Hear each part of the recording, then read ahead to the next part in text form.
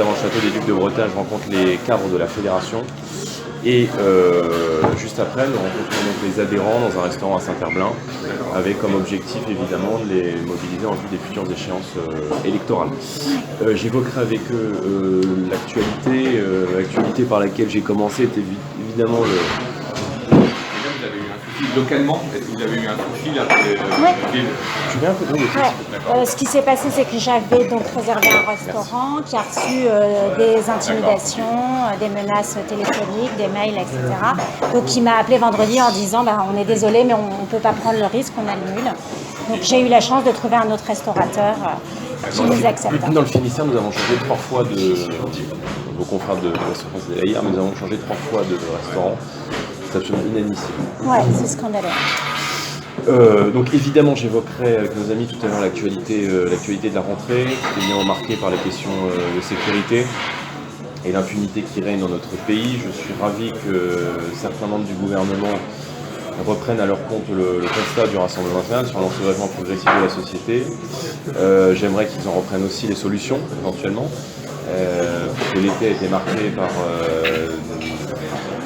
des actes de violence toujours plus importants. Je rappelle qu'il y a eu 900 agressions par jour qui ont été commises cet été dans toute la France. Il y a une agression gratuite qui est commise toutes les 44 secondes.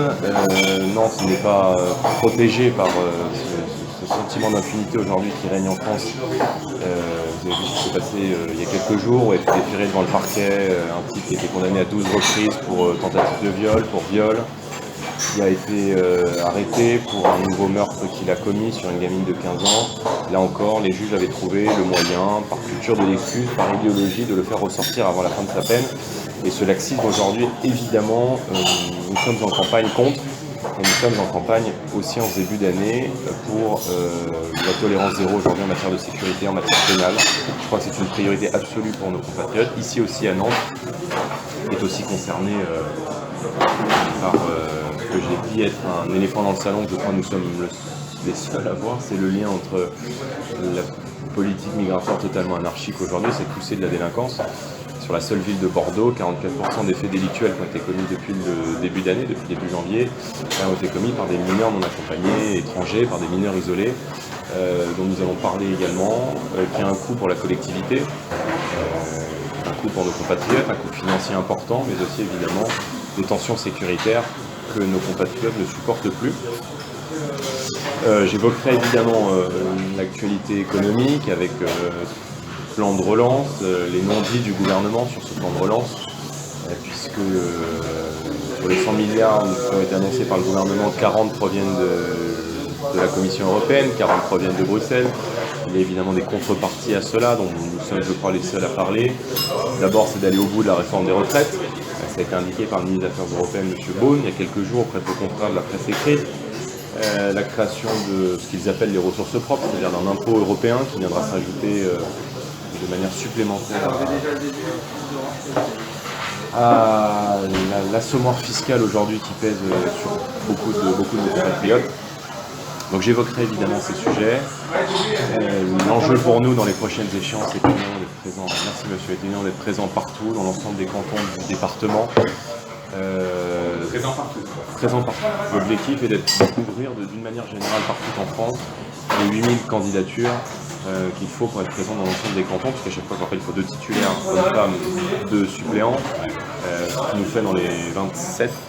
Nous, 31. Dans les 31, 31, ouais. 27 dans le ministère, dans les 31, 31 x 4. Évidemment, beaucoup de candidats à trouver.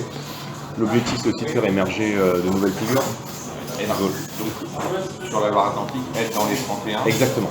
Est-ce que c'est des binômes, donc, oui, comme on l'a expliqué, mais est-ce que ça veut dire que le binôme peut n'être pas 100% RN? Totalement.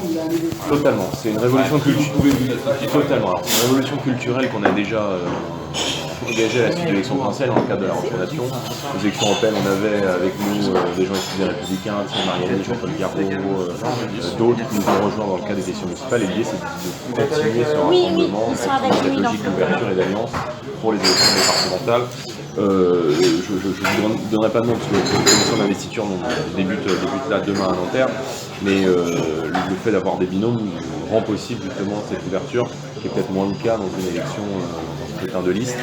Et ça sera le cas aussi également pour les élections régionales, où l'idée est aussi de faire émerger dans les 13 grandes régions des ministrables, des personnalités capables d'entourer Marine Le Pen dans la protection d'un gouvernement en 2022.